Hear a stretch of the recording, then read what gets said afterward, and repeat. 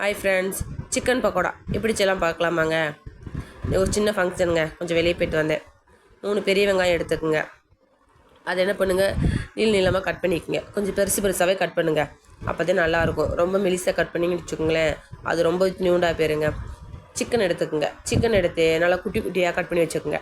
ஆனால் எலும்புல சிக்கனாக இருக்கணும். எலும்பு இருக்க சிக்கன் எடுத்தீங்கன்னு வச்சுக்கோங்க, அது என்ன பண்ணும், நம்ம சாப்பிடும்போது வாயில் குத்திடும். குழந்தைங்களாம் சாப்பிட்டாங்கன்னா வாயில் குத்திடும். எலும்பு சிக்கனை எடுத்து கட் பண்ணி வச்சுக்கோங்க. அதுக்கப்புறம் பச்சை மிளகா, கொத்தமல்லி, கருவேப்பிலை இதெல்லாம் 3 சேர்த்துக்குங்க. பச்சை மிளகா கம்மியாக சேர்த்துக்குங்க. அதுக்கப்புறம் இஞ்சி பூண்டு பேஸ்ட்டு போட்ட பிறகு அரை லெமனு, ஆனால் அதில் விதையெல்லாம் எடுத்துருக்கணுங்க. அந்த விதையோட சேர்த்துட்டிங்கன்னு வச்சுக்கோங்க, அது ரொம்ப கசப்பு தன்மை உண்டாக்கும். ஊரில் விதை கூட இருக்கக்கூடாது, விதையெல்லாம் எடுத்துருங்க.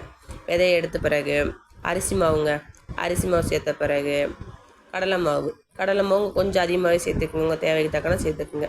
அதுக்கப்புறம் கார்ன்ஃப்ளவர் மாவு, அதுவும் உங்கள் தேவைக்கு தக்கன சேர்த்துக்குங்க. கார்ன்ஃப்ளவர் மாவில் சேர்த்த பிறகு மசாலா தூள் சேர்த்துக்குங்க. உங்கள்கிட்ட என்னென்ன மசாலா இருக்கோ அதை சேர்த்துக்குங்க.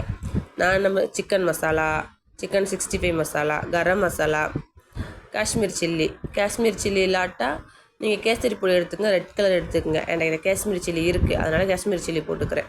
நீங்கள் அது இல்லாதவங்க ஃபுட் கலர் கூட சேர்த்துக்குங்க. அது சேர்த்த பிறகு உப்பு சேர்த்துட்டு நல்லா கைக்கிட்ட பிசைஞ்சுக்கிறணும். ஃபஸ்ட்டு அந்த வெங்காயம்லாம் ஒன்றும் பாதியமாக உடையணும். ஒன்றும் பாதியும் கிடையாது, ஒன்றுனா உதிரணும். தனித்தனியாக உதிருன்னு சொல்லுவாங்களே, அது மாதிரி ஒன்றுனா உதிரணும். நல்லாவே கையக்கிட்டு நல்லாவே பிசைஞ்சிருங்க. அது தண்ணி விடாமல் ஃபஸ்ட்டு பிசையணும். அதுக்கப்புறம் தண்ணி விட்டுக்கிறணும். ஏண்டா அந்த வெங்காயத்தில் தண்ணி வரும், அதனால நல்லா பிசைஞ்சிடணும். தண்ணி விட்டு நல்லா கட்டியாக ஒரு பதம் வந்த பிறகு எண்ணெய் சட்டியை காய வச்சிடணும். எண்ணெய் சட்டியை காய வச்ச பிறகு நல்லா சூடாயிடணும். நல்லா ரொம்ப சூடாகிடக்கூடாது, நல்லா நம்மளுக்கு தேவையான சூடாகிட்டு.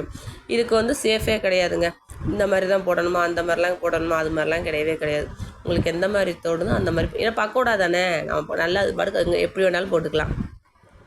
அதனால மொறுன்னு வறுத்து எடுத்த பிறகு அவ்வளோதாங்க. இது எங்கள் வீட்டில் வச்சா உடனே காலியாயிரும். பிடிச்சிருந்தா ஷேர் பண்ணி சப்ஸ்கிரைப் பண்ணுங்கள். பாய்.